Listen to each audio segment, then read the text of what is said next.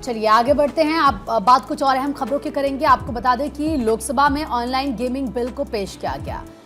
Promotion and regulation of online gaming bill पेश हुआ। केंद्रीय मंत्री अश्विनी वैष्णव ने लोकसभा में बिल को पेश किया। भारतीय क्रिकेट टीम के स्पॉन्सर ड्रीम 11 बैन हो सकती है।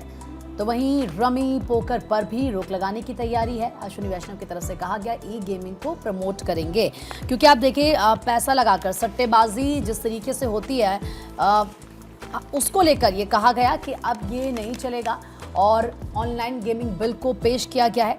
तो लोकसभा में कल यानी कि बुधवार को विपक्षी सदस्यों के हंगामे के बीच ऑनलाइन खेलों को बढ़ावा देने वाले विधेयक ऑनलाइन खेल संवर्धन एवं विनियमन 2025 ध्वनिमत से पारित किया गया। और इस दौरान उनकी तरफ से और क्या कुछ कहा गया सुनिए।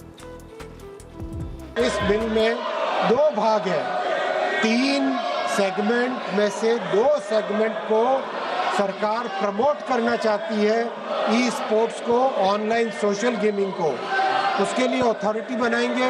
लेकिन माननीय अध्यक्ष जी, जब समाज के बारे में, मध्यम वर्गीय परिवारों के बारे में और इंडस्ट्री के एक सेगमेंट के बारे में, जब समाज के बारे में और सरकार के रेवेन्यू के बारे में चिंता करनी होती है, इन दोनों के बीच में माननीय प्रधानमंत्री श्री नरेंद्र मोदी जी ने हमेशा मध्यम वर्ग के परिवार को ही चुना है। और इस बिल में भी प्राथमिकता दी गई है समाज के कल्याण को, और समाज में जो बहुत एक बड़ी बुराई आ रही है उससे बचने के लिए ये बिल लाया गया। माननीय अध्यक्ष जी, मैं रिक्वेस्ट करूंगा इस हाउस से इसको यूनानिमसली पास करें। प्रश्न है कि विधेयक पर विचार किया जाए। जो सदस्य इसके पक्ष में हाँ गए, जो सदस्य विरोध में ना गए,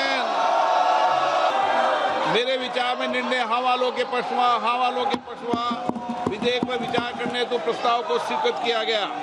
अब सभा विधेयक पर खंडवार विचार करेगी। और हंगामे के बाद मॉनसून सत्र स्थगित हो जाता है। देखिए, बड़ी जानकारी आपको दे रहे, उत्तराखंड कैबिनेट की बैठक को लेकर भी आपको बता दें कि सीएम धामी ने बयान दिया।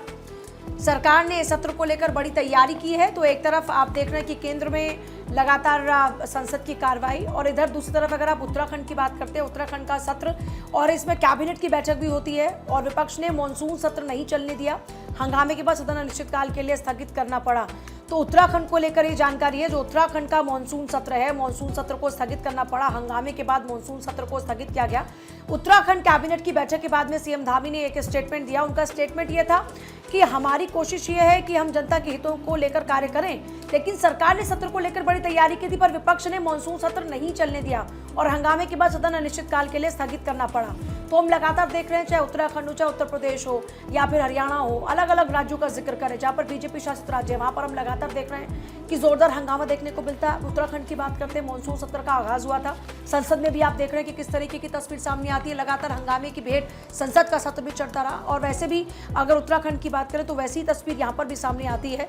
उत्तराखंड के मुख्यमंत्री पुष्कर धामी ने कहा कि हमने पूरी तैयारियां की थी कि हम सत्र को चलाएं, लेकिन विपक्ष ने सत्र को चलने नहीं दिया और अब सत्र को अनिश्चितकाल के लिए स्थगित करना पड़ा।